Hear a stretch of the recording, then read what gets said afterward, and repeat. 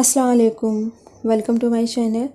आज हम बताएंगे मिट्टी के तवे पे रोटी बनाना और इसे किस तरह जब हम पहली बार इस्तेमाल करेंगे तो किस तरह इस्तेमाल करना है और इसके फ़ायदे क्या हैं, इसे किस तरह रखना है, किस तरह इसे मेंटेन करना है।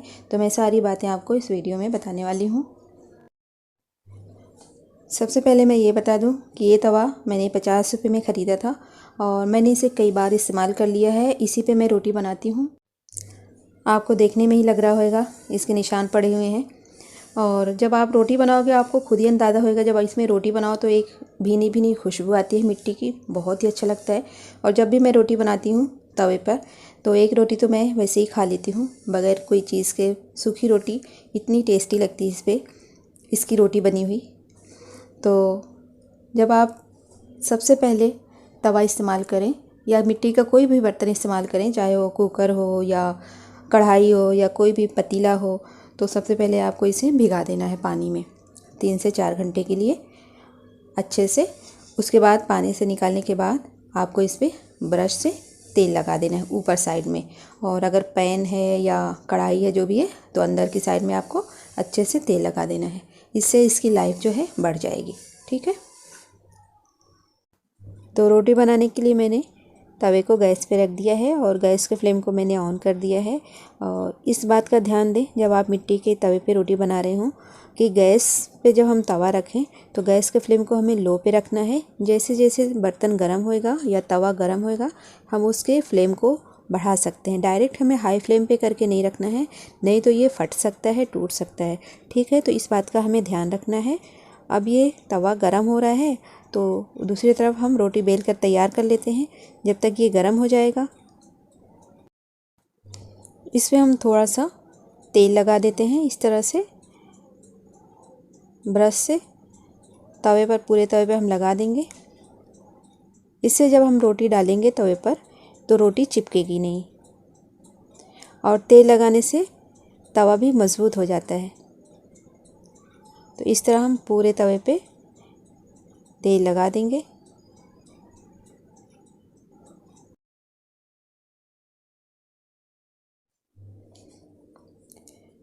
तो यहाँ पे मैं नॉर्मल गेहूं की रोटी बना रही हूँ, जिस तरह हम रोज़ बनाते हैं रोटी उसी तरह से। तो मैं एक रोटी बना देती हूँ, वे भी बता देती हूँ आपको बनाकर।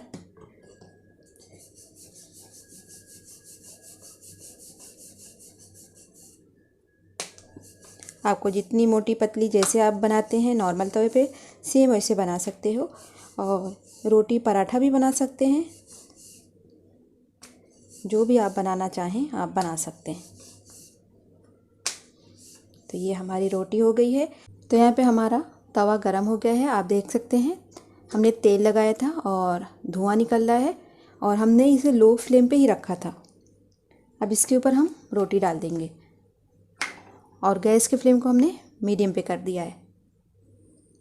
जब एक तरफ हल्का हल्का हो जाए उसके बाद हम इसे पलट देंगे इस तरह से। नॉर्मल जिस तरह हम रोटी बनाते हैं आम तवे पे उसी तरह हमें बनाना है। और अगर आपको लगे ऐसा कि रोटी में जो है आंच नहीं लग रही है तो आप इसे मीडियम टू हाई पे भी कर सकते हो, ऐसा कोई मसला नहीं है। आपको ये ध्यान देना है कि आपको डायरेक्ट हाई फ्लेम पे नहीं करना है। तो इस तरह से हम इसे प्रेस करते हुए सेंकते रहेंगे। आप कोई भी क्लीन कपड़ा ले लें या स्पैचुला से, जिस तरह आप रोटी बनाते हो उसी तरह से। तो यहाँ पे मैंने इसे सेंक लिया है। अब इसे हम पलट देंगे और इस तरह से हम इसे प्रेस करते हुए रोटी को फुला लेंगे। ये देखिए कितनी अच्छी फूल रही है। तो ये हमारी रोटी बनके तैयार हो गई है। सोंधी सोंधी इसके अंदर से खुशबू आ रही है। तो ये देखिए मैंने यहाँ पे 3 रोटियाँ बना ली हैं और मैंने साथ में बनाई है आलू फूल गोभी की सब्ज़ी और उसके साथ ही मैंने हरी धनिया पुदीने की चटनी भी बना ली है।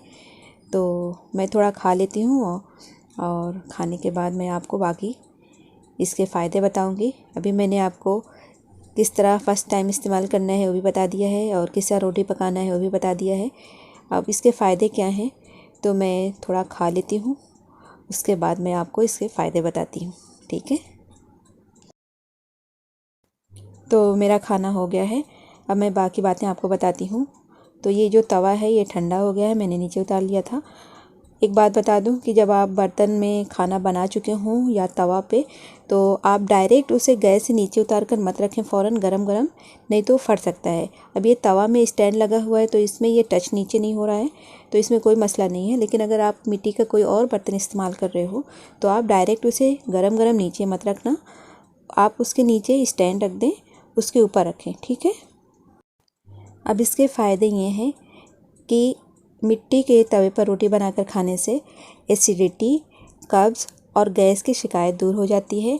अक्सर देखा गया है कि जो 8-8 घंटा 10-10 घंटा काम करते हैं, जैसे ऑफ़िस में बैठे रहते हैं, जो ऑफ़िस में काम करते हैं, या जो रिक्शा चलाते हैं या टैक्सी चलाते हैं, या जो टेलर हैं जिन्हें 8-8 घंटा बैठे रहना पड़ता है कंटिन्यू, तो अक्सर उनको ये शिकायत हो जाती है, गैस की प्रॉब्लम रहती है, कब्ज़ रहती है, एसिडिटी होती है। तो ये तवा जो है बहुत फ़ायदेमंद है उनके लिए। आप मिट्टी के तवे पे रोटी बना के खाएं, इंशाल्लाह ये सारे मसले जो हैं वो सारे मसले हल हो जाएंगे। तो ये बहुत ही फ़ायदेमंद है, तो आप इसे ज़रूर इस्तेमाल करें। और अगर आपके डायबिटीज़ है तो मिट्टी के तवे पे रोटी बनाकर खाने से डायबिटीज़ भी कंट्रोल में आ जाएगा इंशाल्लाह। तो ये काफ़ी फ़ायदेमंद है। तो मैंने आपको इसके फ़ायदे भी बता दिए जो मुझे मालूम थे। अब मैं आपको ये बताती हूँ कि इसे किस तरह धोना है। तो मिट्टी का बर्तन को आपको बहुत ज़्यादा घस कर पूरी ताकत से नहीं धोना है जिस तरह हम आम बर्तन धोते हैं, और ना इसमें साबुन का सर्फ़ का इस्तेमाल करना है, बिल्कुल भी नहीं करना है। अगर आप धोना चाहते हो तो इसे आप राख से धो सकते हो जिस तरह गाँव में धोया जाता है। और इसमें स्टील का या एल्युमिनियम का जो हम स्क्रब इस्तेमाल करते हैं बिल्कुल भी नहीं करना है। आप थोड़ा स्पंज लेकर इसे आप थोड़ा सा इस तरह से हल्के हाथों से धो सकते हो, या अगर आपको ऐसा लग रहा है कि थोड़ा ये खिस कर रहा है रोटी पकाने की वजह से इस तरह हो जाता है ना, तो आप नींबू लें। जो नींबू हम इस्तेमाल करते हैं उसका छिलका निकलता है जो हम फेंक देते हैं, आप उसे इस तरह से घस लें और घस कर आप उसे पानी से धो लें, ठीक है। इसे हमको बहुत ज़्यादा घसना, ताकत से घसना नहीं है जिस तरह हम आम बर्तन घसते हैं। इससे ऊपर की जो मिट्टी की सतह है वो निकल जाएगी और फिर ये इसका जो है टेस्ट जो है ख़त्म हो जाएगा। तो इस बात का आपको ध्यान देना है, ठीक है। तो यहाँ पे मुझे जो मालूम था मैंने आपको सारी बातें बता दी हैं मिट्टी के बर्तन के बारे में। अगर आपको भी कुछ मालूम है तो आप मुझे कमेंट करके बता सकते हो।